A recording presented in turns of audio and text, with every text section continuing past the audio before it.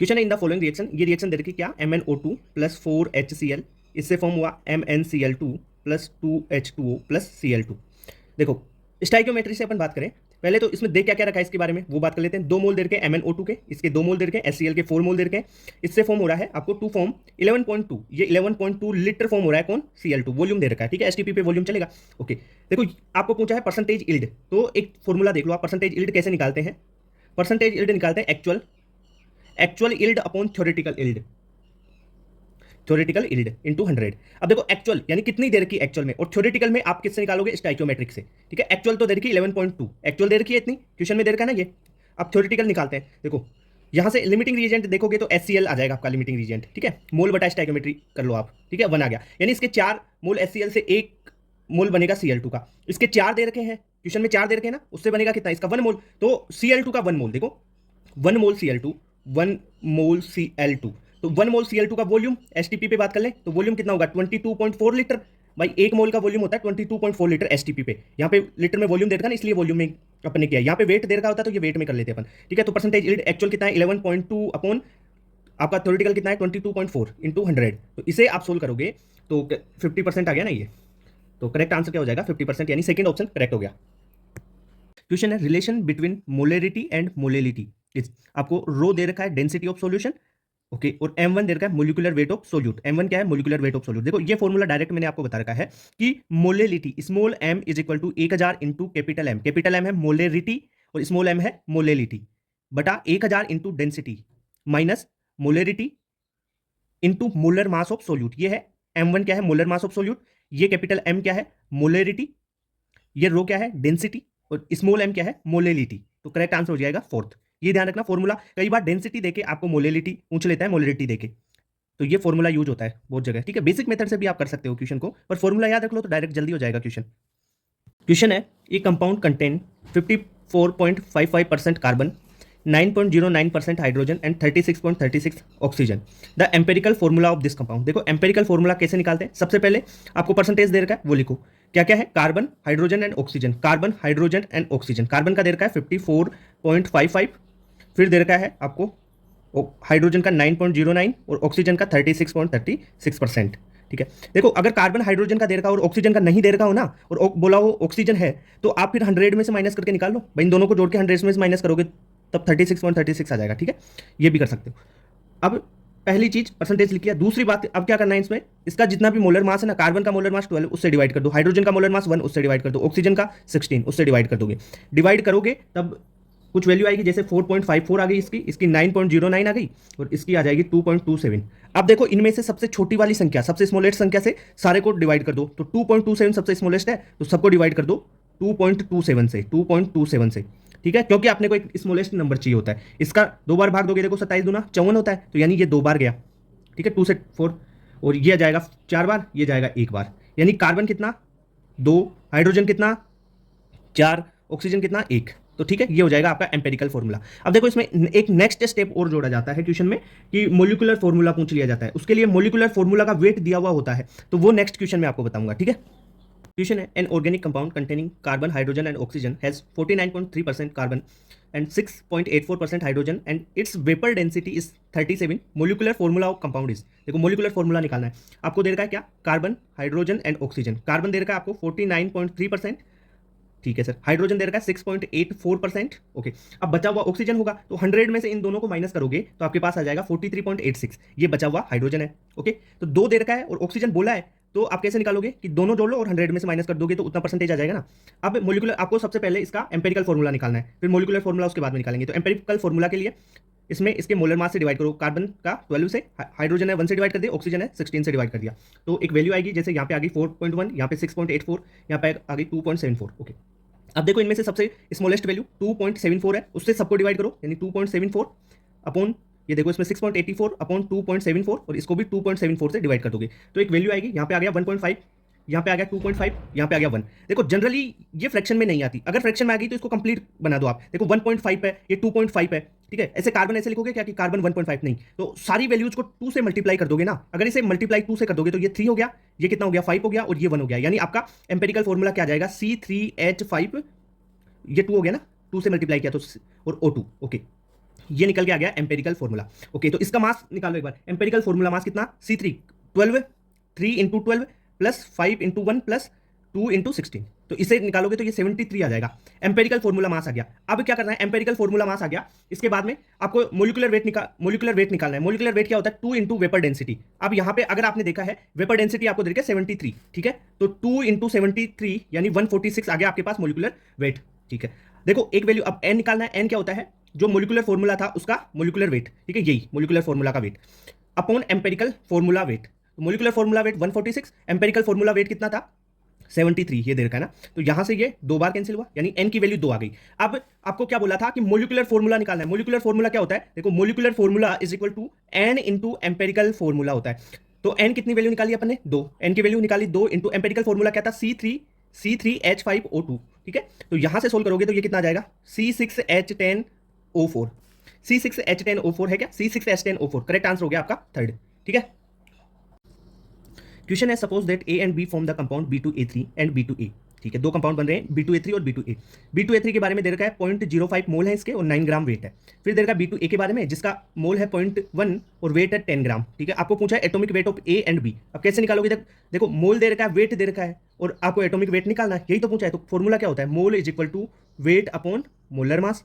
इससे कर लो। B2A3 के लिए बात करें सबसे पहले। B2A3 के लिए मोल कितने दे रखे हैं 0.05 मोल है, वेट कितना दे रखा है 9 ग्राम। मोलर मास कैसे लिखोगे B2A3 का 2B प्लस 3A, ठीक है। यहां से आप निकाल लो 2B प्लस 3A, ये इक्वेशन बन गई 9 अपॉन 0.05, ठीक है। इसे 100 से ऊपर मल्टीप्लाई 100 से नीचे, तो ये हो जाएगा 900/5, 900/5 यानी 180 आ जाएगा, ठीक है। दूसरा मैं एक इक्वेशन तो ये बन गई, दूसरी इक्वेशन मैं बना लेता हूं किससे, B2A से। B2A ओके, मोल कितना दे रखा B2A का 0.1, ठीक है। वेट कितना दे रखा 10 ग्राम। B2A का molar mass 2B plus A, यहां से 2B प्लस A क्या आ जाएगा 10 अपॉन 0.1 यानी 0.1 10, तो ये हो जाएगा 100। ये दूसरी इक्वेशन होगी। पहली इक्वेशन क्या थी 2B plus 3A is equal to 180, दूसरी है 2B plus A is equal to 100। देखो माइनस कर दो इक्वेशन को, तो यहां से देखो 2B से 2B कैंसिल, यहां पे 2A इज इक्वल टू कितना आया 80, तो A बराबर क्या आ गया 40। अब A बराबर 40 मैं इस इक्वेशन में रख दूं, सेकंड वाली में रख के देख लो, A बराबर 40 रख दो तो B की वैल्यू यहां पे आ जाएगी, B की वैल्यू 30 आ जाएगी। क्लियर बात, ओके। तो यहां पे क्या गया, A की वैल्यू तो 40 एंड B की वैल्यू कितना आ गया 30। आपको पूछा है A एंड B रेस्पेक्टिवली, तो 40 एंड 30 करेक्ट आंसर हो गया सेकंड। क्वेश्चन है in a reaction container 100 gram of hydrogen and 100 gram of Cl2 are mixed for the formation of HCl gas. What is the limiting reagent and how much HCl is formed in reaction? अब देखो concept बताता हूं इसका, limiting reagent कैसे find out करते हैं और reaction से मोल कैसे फाइंड आउट करते हैं, ठीक है। सबसे पहले रिएक्शन क्या बोला उसने, H2 और Cl2 से H2 प्लस Cl2, इससे क्या फॉर्म हुआ 2HCl गैस फॉर्म हुई। अब उसने बोला है H2 का कितना ग्राम दे रखा था 100 ग्राम हाइड्रोजन का, ये 100 ग्राम बटा इसका मोलर मास रख दो 2, तो ये हो जाएगी इसके मोल। क्लोरीन के लिए 100 ग्राम क्लोरीन था, मोलर मास रख दो 71, यानी Cl2 है ना 35.5 इंटू 2 Cl2 है ना, इसलिए तो इसके मोल कितने आ गए, इसके तो 50 मोल आ गए और इसके आ गए 1.4 मोल, ठीक है सर। अब देखो सबसे पहले आपको लिमिटिंग रिएजेंट फाइंड आउट करना होता है। लिमिटिंग रिएजेंट LR कैसे फाइंड आउट करते हैं, मोल बटा स्टाइकियोमेट्रिक कोफिशिएंट कर दो, जो सबसे लिस्ट आए, सबसे लिस्ट का मतलब सबसे कम आए वही लिमिटिंग रिएजेंट होगा। तो मोल बटा स्टाइकियोमेट्रिक, यहाँ पे तो एक है स्टाइकियोमेट्रिक, यहाँ पे भी एक है, तो मोल बटा स्टाइकियोमेट्रिक करोगे तो सबसे कम कौन सी वैल्यू आएगी, ये वाली आ गई, यानी यहाँ पे Cl2 लिमिटिंग रिएजेंट हो गया। तो क्वेश्चन में लिमिटिंग रिएजेंट पूछा है Cl2 वाला होगा। अब आप वैल्यू भी निकाल लेते हैं, ठीक है, कितना HCl बनेगा। देखो यहां पे जो लिमिटिंग रिएजेंट आ जाए ना उससे ही आगे कैलकुलेशन करते हैं मोल की, ठीक है। यहां से H2 से कोई कैलकुलेशन नहीं होगी, जो लिमिटिंग रिएजेंट है उससे कैलकुलेशन होगी। यानी Cl2 के 1 मोल से HCl का कितना मोल बनता है 2, इसके 1 मोल से इसके 2 मोल बनते हैं, तो इसके 1.4 मोल से कितना बनेगा इसका 1.4 इंटू 2 मोल, यानी ये कितना आ गया तुम्हारे पास 2.8 मोल आ गया। अब इसको वेट में कन्वर्ट कर लो, वेट कितना हो जाएगा HCl का, वेट क्या होता है मोल इंटू मोलर मास, तो मोल कितना है 2.8 इंटू मोलर मास कितना होता है HCl का 36.5, यानी 35.5 प्लस आपने रख दिया हाइड्रोजन का 1, ठीक है, तो ऐसे 36.5। तो यहां पे इसको कैलकुलेट करते हैं तो 102.8 ग्राम आपके पास वेट आ जाता है, तो करेक्ट आंसर हो जाएगा सेकंड। क्लियर बात, तो इस टाइप से ऐसे क्वेश्चंस को सोल्व करोगे। अब find mass of CaSO4 formed 80% pure, ये 1000 ग्राम CaCO3, ठीक है, 1000 दे रखा है ना। React with access of H2SO4, तो अब देखो एक्सेस में दे रखा है H2SO4 तो लिमिटिंग रिएजेंट तो कैल्शियम कार्बोनेट हुआ, एक्सेस में दे रखा है उसके अनुसार रिएक्शन नहीं चलती है, जो लिमिटिंग होगा उसके अनुसार रिएक्शन चलेगी। तो CaCO3 दे रखा है पर वो 80% प्योर है, प्योरिटी वाला कॉन्सेप्ट लगाओ। तो ऐसा क्वेश्चन आ जाए ना तो सबसे पहला स्टेप होता है कि प्योर का मास निकाल लो। 80% प्योर है, अब 100% प्योर का मास निकालो। तो आप क्या निकालोगे, mass of pure CaCO3, mass of pure CaCO3 pure के लिए 80% प्योरिटी पे है वो और 1000 ग्राम है। ठीक है, आ गया। तो ये कितना हो जाएगा आपके पास, यहां से सोल्व करोगे तो 800 ग्राम आ जाएगा। ये प्योर CaCO3 का। अब 800 ग्राम के मोल कितने हो गए, CaCO3 के मोल कितने हो गए भाई, 800 बटा कैल्शियम कार्बोनेट का मोलर मास कितना होता है 100। तो ये आपके पास कितने आ जाएंगे, 8 मोल आ जाएंगे, 8 मोल इसके हो गए।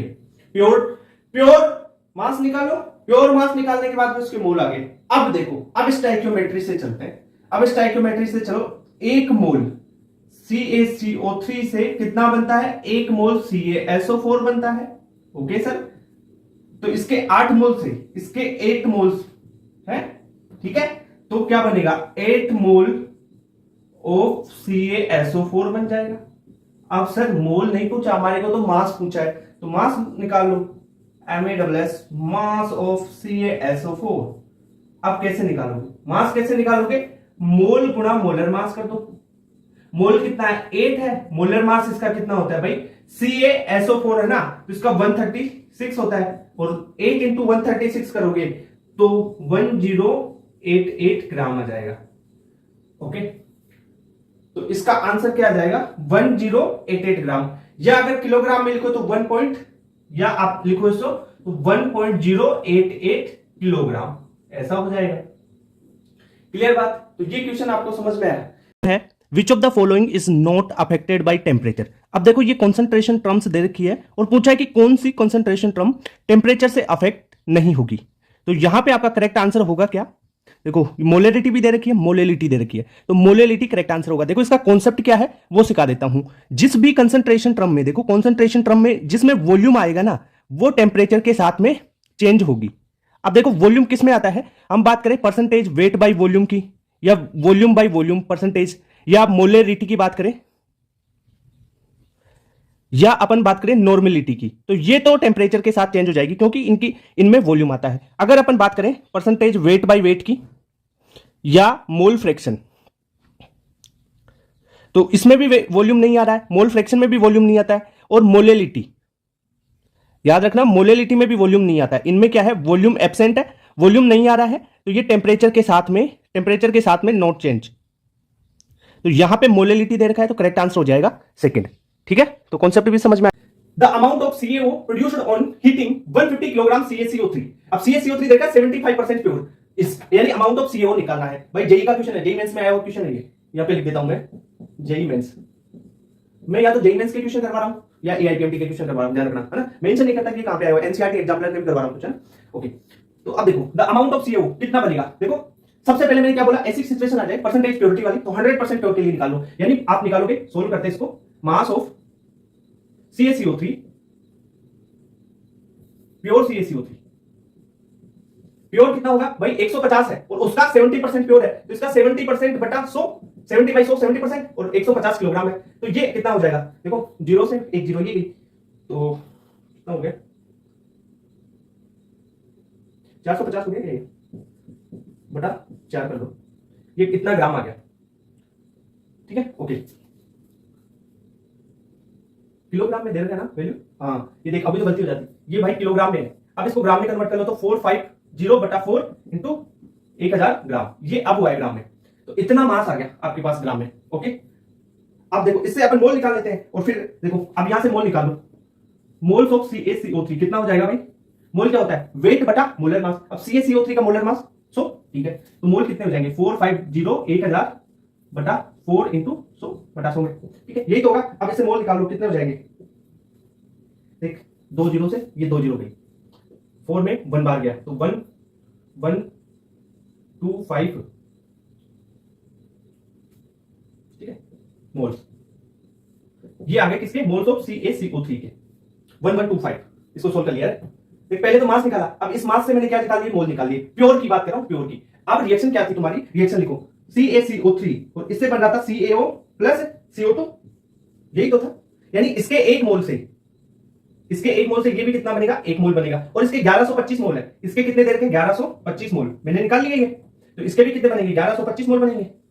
अपने को पूछा इसका मास, तो इसका मास कितना हो जाएगा, मोल 1125 इंटू CaO, कैल्शियम ऑक्साइड का मोलर मास कितना होता है, 56, ठीक है, तो 56। तो ये कितना हो जाएगा तुम्हारे पास, 63, तो 63, ये 0, ठीक है, इतना ग्राम आ गया। तो अब इसे किलोग्राम में कन्वर्ट करना है ना, तो 63 किलोग्राम ये आ जाएगा। आंसर किलोग्राम में पूछा है तुम्हारे को, तो 63 किलोग्राम कर लोगे अप्रोक्स, ठीक है, काउंट ऑफ करके, सही है। 5 सेकंड।